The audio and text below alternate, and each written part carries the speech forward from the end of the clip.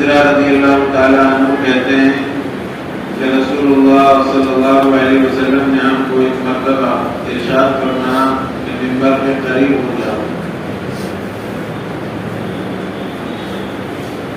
تو صحابہ منبر کے قریب بیٹھ گئے. پھر آپ صلی اللہ علیہ وسلم تشریف لائے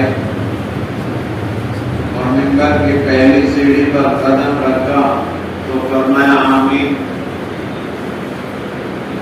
جب دوسری سیڑھی پر قدم رکھا تو پھر فرمایا آمین. پھر تیسری سیڑھی پر قدم رکھا تو پھر فرمایا آمین. پھر آپ نے لوگوں کو خطبہ دیا, واعظ و نصیحت فرمائی. جب آپ منبر سے نیچے اترے خطبہ دے کر تو صحابہ نے آپ سے پوچھا یا رسول اللہ صلی اللہ علیہ وسلم, آج ہم نے آپ سے منبر پر چڑھتے ہوئے ایسی بات دیکھی جو پہلے کبھی نہیں دیکھی تھی. پھر آپ صلی اللہ علیہ وسلم نے اپنے صحابہ کو ارشاد فرمایا کہ اس وقت میرے سامنے جبریل آئے تھے اور انہوں نے جب میں نے پہلی سیڑھی پر قدم رکھا تو انہوں نے کہا اللہ کے وہ شخص جس کے سامنے رمضان کا مبارک مہینہ آئے, جو آدمی رمضان کے مبارک مہینے کو پائے اور وہ اس میں اتنی عبادت نہ کرے جو اس کی مغفرت کے لیے کافی ہو جائے. میں نے اس پر آمین فرمائی. رمضان کا اتنا عظیم الشان مہینہ ہے, اتنا عظیم الشان مہینہ ہے کہ اس میں ذرا ذرا سے بہانے پر اللہ لوگوں کی مغفرت فرما رہا ہے. اگر ہم اس میں بھی اپنی اللہ سے عبادت کر کے مغفرت نہ کرائیں تو کون سا مہینہ ہے جو ہماری مغفرت جس میں ہوگی؟ وہ کون سی گھڑی اور کون سا وقت ہے جس میں ہم اپنی مغفرت اللہ سے کرائیں گے؟ اتنا عام مہینہ ہے کہ روزانہ اعلان ہو رہے ہیں صبح کے وقت میں, ہے کوئی مغفرت کا چاہنے والا ہے, کوئی توبہ کرنے والا ہے, کوئی مصیبت زدہ ہے, کوئی پریشان حال. وہ 10 لاکھ آدمیوں کو اللہ صبح شام روزانہ جہنم سے نجات دے رہے. تو اتنا عام مہینہ ہے. اگر ہم اس مہینے میں اللہ کی طرف متوجہ ہو کر اپنی مغفرت نہ کرائیں گے تو کون سا زمانہ آئے گا جس میں ہم اپنی مغفرت کرائیں گے؟ اللہ کے رسول صلی اللہ علیہ وسلم نے ارشاد فرمایا جب میں نے پہلی سیڑھی پر قدم رکھا تو جبرائیل نے فرمایا اللہ کو وہ شخص جس کے سامنے رمضان جیسا عام مہینہ آیا اور وہ پھر اس میں عبادت کر کے اللہ سے اپنی مغفرت نہ کرائے تو میں نے اس پر آمین فرمائی. پھر میں دوسری سیڑھی پر قدم رکھا تو پھر جبرائیل نے فرمایا اللہ کو وہ شخص جس کے سامنے رسول اللہ صلی اللہ علیہ وسلم کا ذکر مبارک ہو وہ آپ کا ذکر سن کر کے آپ پر درود نہ بھیجے. رسول اللہ صلی اللہ علیہ وسلم کی ہمارے اوپر اتنے احسانات ہیں, اتنے احسانات ہیں کہ ہم ان کا شمار بھی نہیں کر سکتے. چاہیے تو یہ ہے کہ جب بھی رسول اللہ صلی اللہ علیہ وسلم کا نام آئے تو ہم کم سے کم زبان سے کہیں صلی اللہ علیہ وسلم, بلکہ درود شریف پڑھنا چاہیے. لیکن درود شریف نہیں پڑھ سکتے تو کم سے کم صلی اللہ علیہ وسلم تو پڑھ ہی سکتے ہیں. آپ صلی اللہ علیہ وسلم کے اتنے احسانات ہمارے اوپر ہیں جن کا ہم شمار بھی نہیں کر سکتے. آپ کی برکت سے ہم مسجد میں ہیں, ایمان ہے ہمارے پاس. اگر آپ نہ تشریف لاتے تو نہ ہم ہوتے نہ یہ زمین اور آسمان ہوتی. یہ اللہ کا آپ کے طفیل میں ہمارے اوپر بہت بڑا احسان ہے. آپ صلی اللہ علیہ وسلم کا ہم آقا نہیں کر سکتے.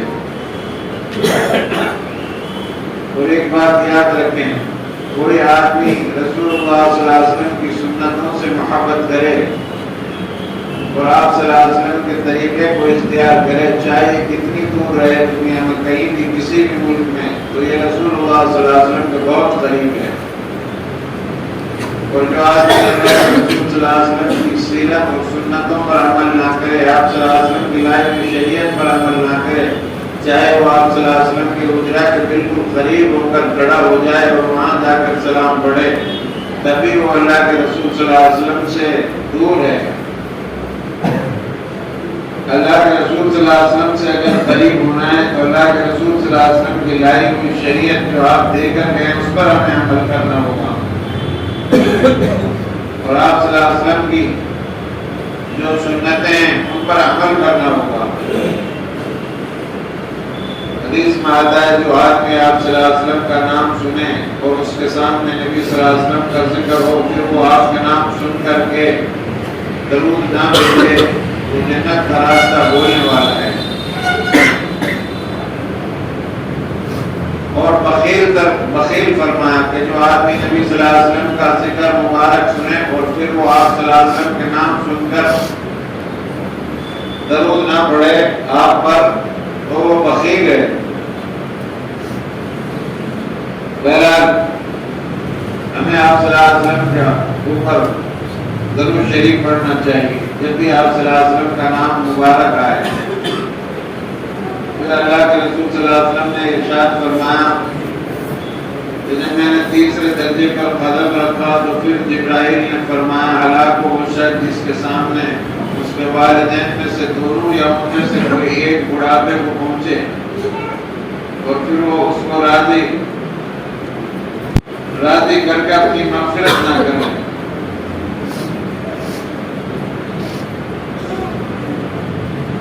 اللہ کے رسول صلی اللہ علیہ وسلم نے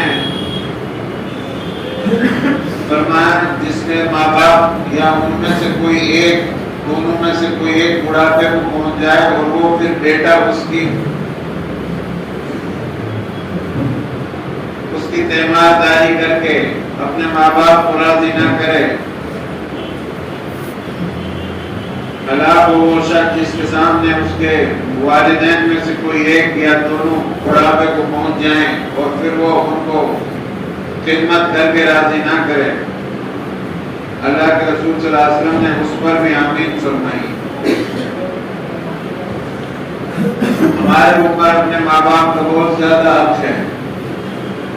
اللہ کے رسول صلی اللہ علیہ وسلم نے ارشاد فرمایا ماں کے قدموں کے نیچے جنت ہے، باپ جنت کا دروازہ ہے، ماں باپ راضی ہیں تو اللہ بھی راضی ہے، ماں باپ ناراض ہیں تو اللہ بھی ناراض ہے۔ حدیث میں آتا ہے کوئی آدمی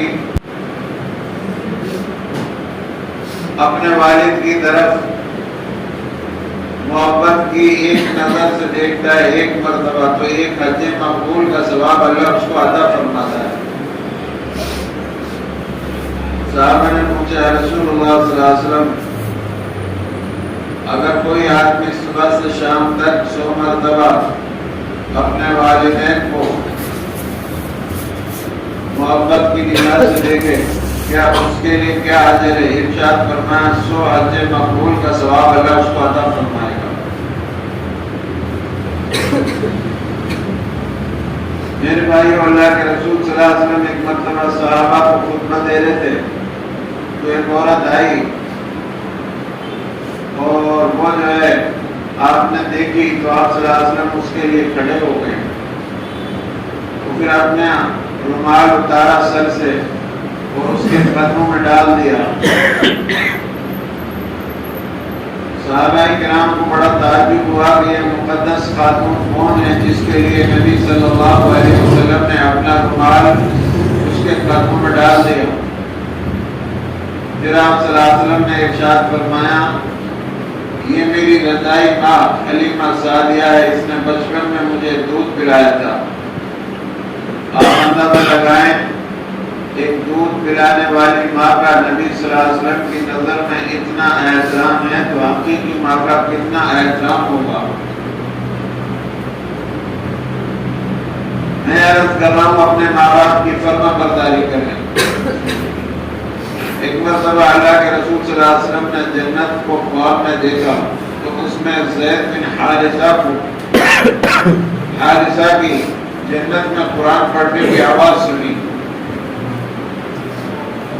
تو اللہ کے رسول صلی اللہ علیہ وسلم کو بڑا تعجب ہوا کہ زید بن حارثہ مدینہ منورہ میں ہے تو یہاں جنت میں اس کی ایک قرآن پڑھنے کی آواز سنائی دے رہی، کیا وجہ ہے؟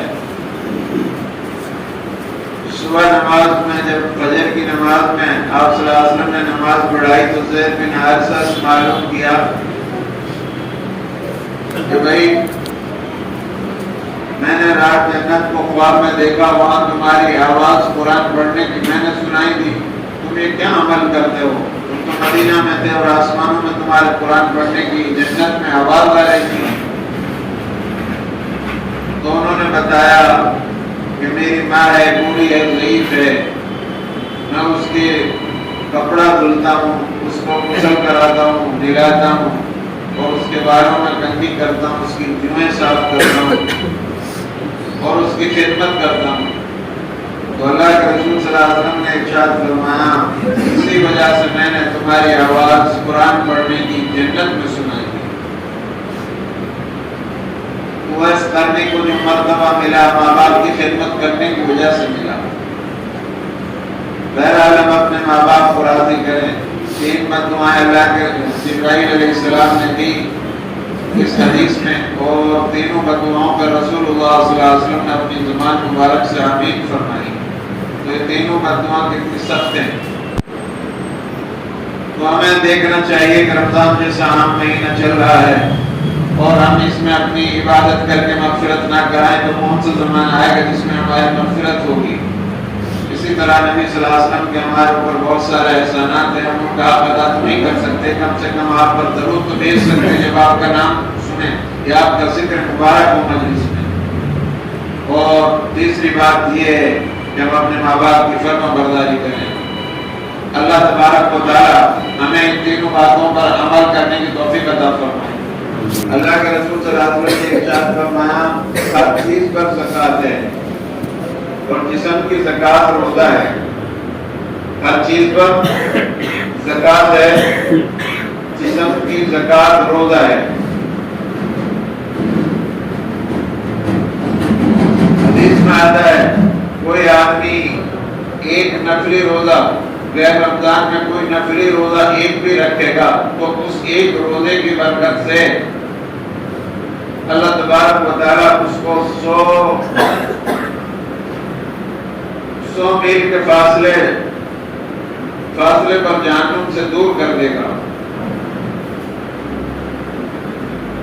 ایک نفلی روزہ رکھنے پر، جو نفلی روزہ غیر رمضان کا ہوتا ہے، ایک روزہ ہم رکھیں گے تو اللہ تبارک و تعالیٰ ہم کو جو ہے اس ایک روزے کی برکت سے جہنم سے 100 میل کے فاصلے پر دور کر دے گا. اور اگر ہم رمضان کے شروع سے ایک روزہ سے لے کر آخری روزہ تک پورے مہینے کا روزہ رکھیں گے تو روزے دار کو اللہ جہنم سے کتنا دور کر دے گا.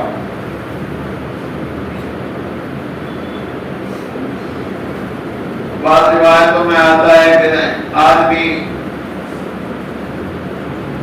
روزے دار کا خاموش رہنا تسبیح پڑھتے رہنے کے برابر ہے. سونا بھی اس کی عبادت ہے، اس کا اعمال کا وزن بڑھا دیا جاتا ہے. ہم نفل نماز پڑھیں گے اس مہینے میں تو اس کا ثواب فرضوں کو برابر ملے گا. فرض پڑھیں گے تو 70 فرضوں کو برابر ادا دے گا. 1 روپیہ خرچ کریں گے اللہ 100 روپے کے برابر ہمیں اس کا اجر عطا فرمائے گا. اللہ نے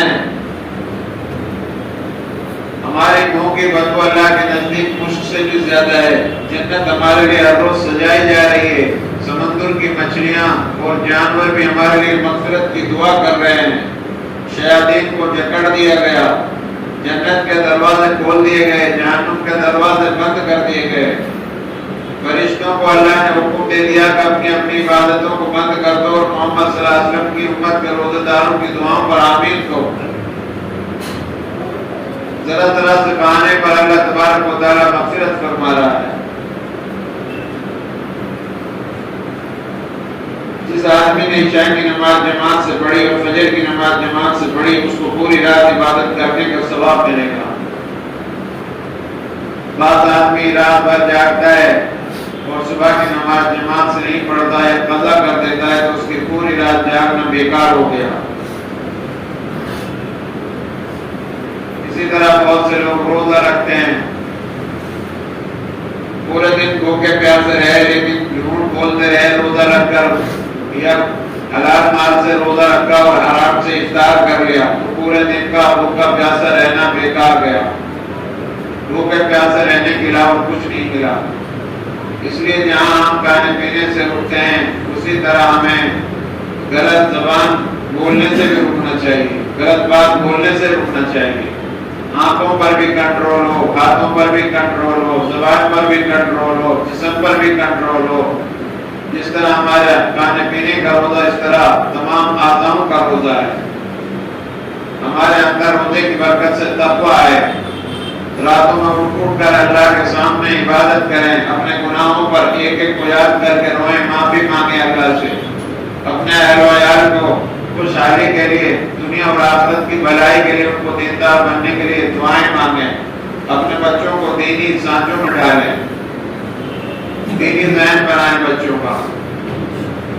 بے دینی کا ماحول پھیلتا جا رہا ہے، ساری دنیا میں بے دینی کا ماحول ہے، سوائے ایسی مجلسوں میں ہمارا ایمان تازہ ہوتا ہے، باقی اور مجلسوں میں ہمارا ایمان تازہ نہیں ہوتا۔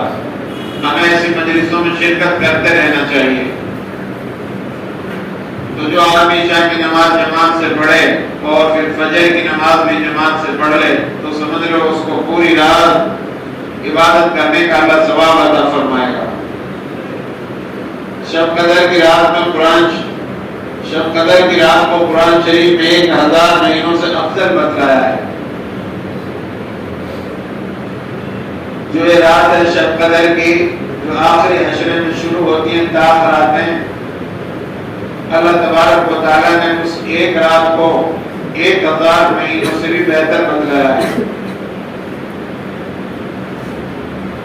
اگر ہم اس رات کو عبادت میں گزار دیں، گویا ہم نے 1000 مہینے عبادت میں گزار دیے۔ یہ رات ہم کو اللہ تعالیٰ نے عطا فرمائی جو پہلی امتوں کو نہیں دی۔ شب قدر کی رات اللہ تبارک و تعالیٰ نے پہلی امتوں کو عطا نہیں فرمائی، یہ نعمت اللہ نے ہمارے لیے دی۔ اور کس لیے دی؟ بنی اسرائیل کا ایک آدمی کا ذکر کیا 1000 مہینے تک اللہ کے راستے میں جہاد کرتا رہا۔ صحابہ کرام رضی اللہ تعالی علیہم اجمعین کو اس پر رشک آیا تو اللہ جل جلالہ و من والہ نے اس کی تلافی کے لیے اس رات کا نزول فرمایا۔ صحابہ نے عرض کیا رسول اللہ صلی اللہ علیہ وسلم، یہ تو 1000 مہینے تک 1000 مہینے تک جہاد کرتا رہا، اس کے عمل کو کون پہنچ سکتا ہے؟ ہماری تو عمر بھی بہت تھوڑی ہے۔ اللہ کے رسول صلی اللہ علیہ وسلم نے بھی پہلی امتوں کے لوگوں کو دیکھا، ان کی عمریں بڑھی، ان کی عبادت بڑھی، تو رنج ہوا، تو اللہ تبارک و تعالیٰ نے پھر اس رات کو عطا فرمایا، اس کا نزول فرمایا، اس امت کو خاص طور سے یہ رات عطا فرمایا۔ جو آدمی اس ایک رات میں اللہ کے سامنے ایمان اور احتساب کے ساتھ، اخلاص کے ساتھ کھڑے ہو کر دعا مانگے، اللہ سے معافی تلافی کرے اور اس رات میں کوئی غلط کام نہ کرے، عبادت میں گزارے اس ایک رات کو، تو ایسا سمجھو جیسے اس نے 1000 مہینے سے بھی زیادہ کامل زمانہ عبادت میں گزارا ہو۔ جو شخص شب قدر میں ایمان کے ساتھ اور ثواب کی نیت سے عبادت کے لیے کھڑا ہو، اس کے پچھلے تمام گناہ معاف ہو جاتے ہیں۔ اللہ کے رسول صلی اللہ علیہ وسلم نے ارشاد فرمایا، جو آدمی شب قدر کی رات میں ایمان کے ساتھ، اخلاص کے ساتھ عبادت کے لیے کھڑا ہو اور پوری رات اس طرح عبادت کرے صرف اللہ کی ذات کو لے، اور پھر فجر کی نماز جماعت سے پڑھے، عشاء اور فجر جماعت سے پڑھے، تو اللہ اس کے گزشتہ تمام گناہوں کو معاف فرما دے گا۔ جو بڑے بڑے گناہ ہم نے کر رکھے ہیں، کسی کا لے رکھا ہے، اس کا دیا نہیں ہے، جب تک اس کو دیتے نہیں تو معاف نہیں ہوئے۔ چھوٹے چھوٹے گناہ اللہ معاف کرے گا۔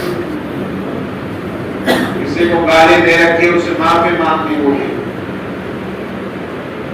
کسی کا حق مار رکھا ہے، اس کا دینا ہوگا۔ اس لیے اپنے ہاتھوں سے غلط کام نہ کریں، ظلم نہ کریں، اپنے پیروں کو غلط نہ چلائیں۔ شب قدر میں حضرت جبرائیل علیہ السلام فرشتوں کی جماعت کے ساتھ اترتے ہیں، اور اس شخص کے لیے جو کھڑے یا بیٹھے اللہ کا ذکر کر رہا ہو اور عبادت میں مشغول ہو، دعائے رحمت کرتے ہیں۔ جبرائیل علیہ السلام زمین پر آتے ہیں شب قدر کی رات میں، اور جو آدمی اس رات میں کھڑے یا بیٹھے اللہ کا ذکر کر رہا ہے، عبادت میں مشغول ہے، تو اللہ کے فرشتے اس کے لیے مغفرت اور رحمت کی دعا مانگتے ہیں۔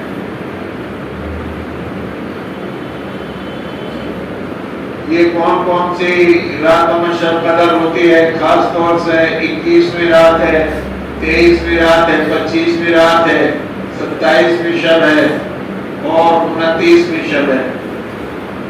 بہرحال یہ آخری عشرہ جو آنے والا ہے 20 رمضان کے بعد جتنے بھی راتیں ہیں وہ سب جاگ کر گزارنے کی ہیں، عبادت کرنے کی ہیں، بلکہ پورا مہینہ ہی رات میں عبادت کرنا چاہیے۔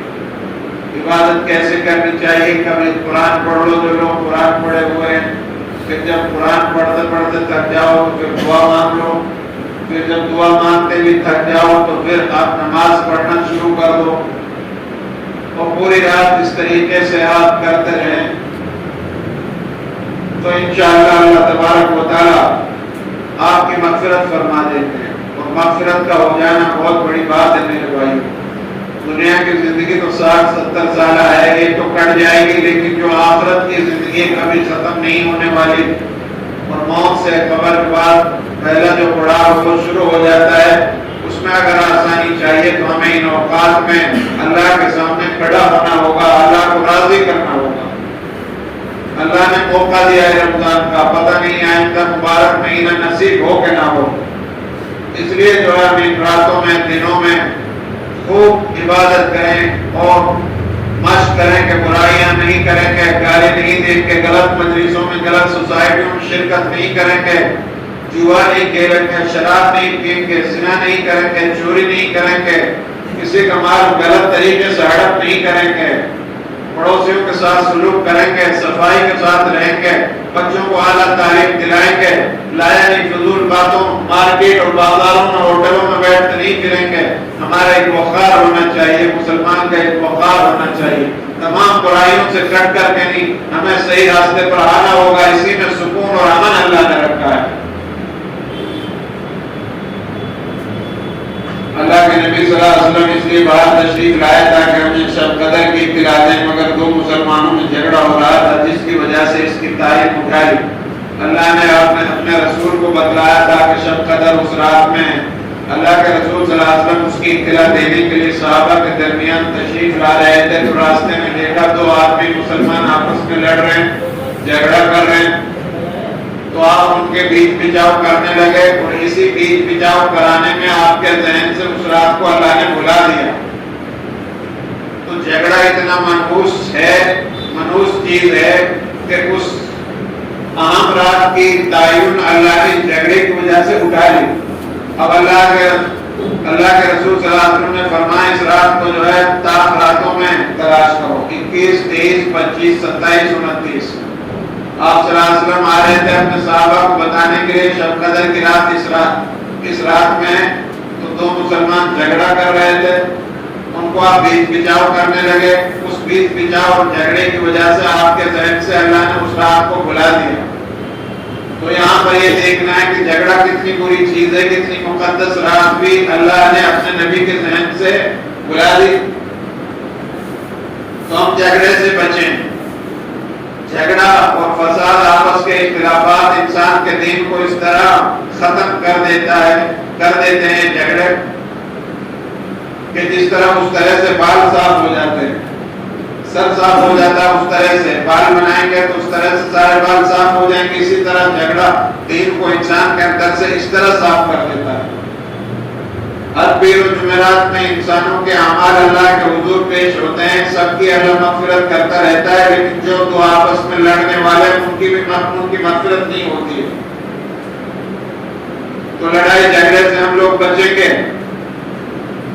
اگر ہمارا کسی سے لڑائی جھگڑا ہے تو آج جلدی سے اس کو سلام کرنا شروع کر دیں اور موبائل پر کہہ دیں کہ میں آپ سے معافی مانگتا ہوں، اگر آپ نے اس طرح کیا تو اللہ کی نظر میں آپ کی عزت بڑھ جائے گی اور آپ جیت جائیں گے، اور اگر آپ بڑے بنے رہے تو سمجھ لو شب قدر کی جیسی عام راتوں میں بھی محروم کر دیے جاؤ گے۔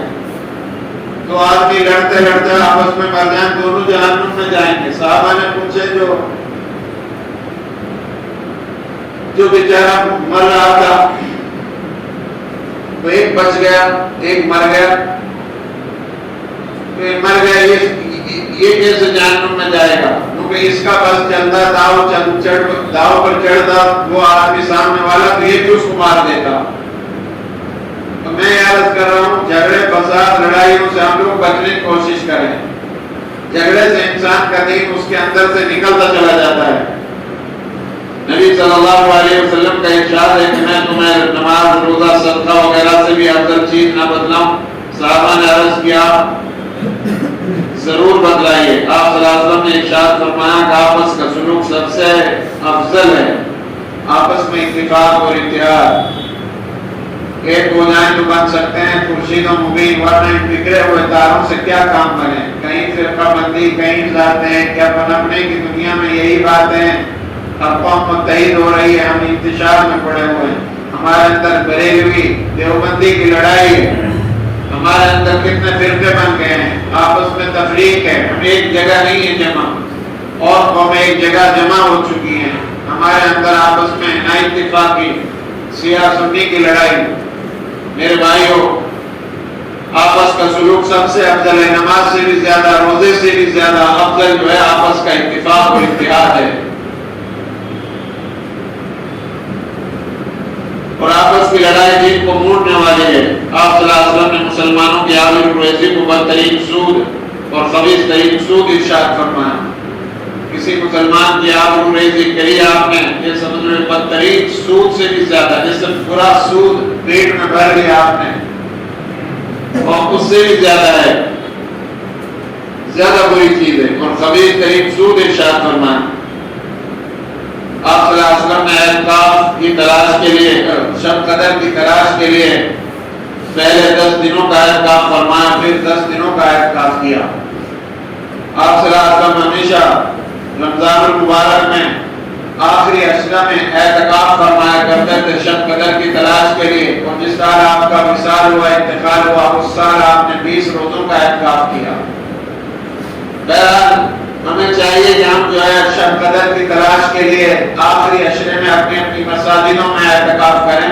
عورتیں گھروں میں بھی اپنا اعتکاف کر سکتی ہیں، لیکن مرد مسجدوں میں اعتکاف کریں۔ اگر ہم چاہتے ہیں کہ ہماری مغفرت و اللہ کے نزدیک ہم مقبول ہوں تو ہم جو ہے آخری عشرے میں انتر کوشش کریں عبادت کرنے کی۔ اور آپ صلی اللہ علیہ وسلم نے بھی اعتکاف آخری عشرے کا فرمایا شب قدر کی تلاش کے لیے۔ جو آدمی ایک دن کا بھی نفلی اعتکاف کرے گا، اللہ اس کو 3 خندقوں کے فاصلے کے برابر جہنم سے دور کر دے گا، اور 1 خندق کا فاصلہ زمین اور آسمان کے فاصلے سے بھی کہیں زیادہ ہے۔ بہرحال ہم لوگ جو ہے رمضان میں اس طرح عبادت کریں، اور رمضان المبارک کے روزے جو ہے جب ہم رکھ لیتے ہیں تو یہ زمین اور آسمان کے درمیان معلق رہتے ہیں، لٹکے رہتے ہیں۔ پھر جب ہم جو ہے صدقہ فطر ادا کرتے ہیں تو یہ روزے ہمارے اللہ کے یہاں مقبول ہو جاتے ہیں، اوپر چلے جاتے ہیں۔ تو صدقہ فطر ہم اپنے اولاد کی طرف سے، نابالغ بچوں کی طرف سے، عورتوں کی طرف سے، اپنی طرف سے ادا کریں، ابھی سے ادا کرنا شروع کر دیں۔ اور ایک آدمی کا صدقہ فطر 100 روپیہ ہے۔ اللہ کے رسول صلی اللہ علیہ وسلم نے کشمش بھی ادا کی ہیں، کھجور بھی ادا کی ہیں، 3.5 سیر جو کا بھی حساب لگا لو، گیہوں کا بھی حساب لگا لو، 2.25 سیر کا، 2.25 سیر 1 کلو، سیر جو ہے 1 کلو سے کہیں زیادہ ہوتا ہے۔ اس حساب سے آج کے حساب سے ہر آدمی پر، فی آدمی پر 100 روپیہ نکالا آدمی۔ اور جو آدمی مالک صاحب نصاب ہے، مالدار ہے، اللہ نے ان کو مال عطا فرمایا ہے، تو اپنی مال کی زکات ادا کریں۔ اللہ نے یہ مال ہمارے لیے دیا ہے، ہم سے پہلے لوگوں کے پاس یہ تھا، اگر انہوں نے زکات ادا کی ہوگی تو آخرت میں ان کو کام آئے گی، وہ کامیاب ہوں گے، اور اگر انہوں نے زکات ادا نہ کی تو پھر یہ مال ہمارے لیے بربادی اور تباہی کا سبب بنے گا۔ یہ مال زکات سے کم نہیں ہوتا بلکہ صحت ہو جاتا ہے، اور چلے گا نہیں، ڈاکٹروں کے پاس نہیں جائے گا، پولیس والوں کے پاس اور عدالتوں میں نہیں جائے گا، وکیلوں کے پاس، اگر ہم اس کا حق ادا کریں گے۔ اس لیے ہم اپنے مال کی حق ادا کریں۔ 1 کروڑ پر 2.5 لاکھ روپے نکل جائیں تو کیا فرق پڑتا ہے؟ 1 لاکھ پر 2.5 ہزار روپے نکالنے ہیں تو کیا فرق پڑ رہا ہے؟ اللہ نے آپ کے مال کو صحت کر دیا اور آخرت میں آپ سے پوچھ گچھ نہیں ہوگی اس مال کے بارے میں۔ تو مالوں کی زکات ادا کریں۔ ہمارے ادارے کا آپ خاص خیال رکھیں زکات کے بارے میں۔ ہم جو ہے پورے سال اپنے طلباء پر محنت کرتے ہیں اور ان بچوں کا کھانے کا، لباس کا، کپڑے کا، رہنے سہنے کا سارا انتظام کرتے ہیں، اور یہ سب آپ کی زکات اور صدقات کے ذریعے سے ہوتا ہے۔ آپ حضرات سے درخواست ہے کہ آپ ہمارے ادارے کا رمضان المبارک میں اور زکات کے اس میں فنڈ میں خاص طور سے خیال رکھیں۔ ہمارے لوگ نماز کے بعد باہر رسید لے کر کھڑے ہوتے ہیں اور آپ کو اعلان کرتے ہیں کہ بھائی مدرسے کا خیال رکھیں، تو آپ حضرات ہمارے ادارے کا خاص طور سے خیال رکھیں۔ اللہ سے دعا ہے اللہ رب العالمین آپ کو اجر عظیم عطا فرمائے اور ہم سب کو ان باتوں پر عمل کرنے کی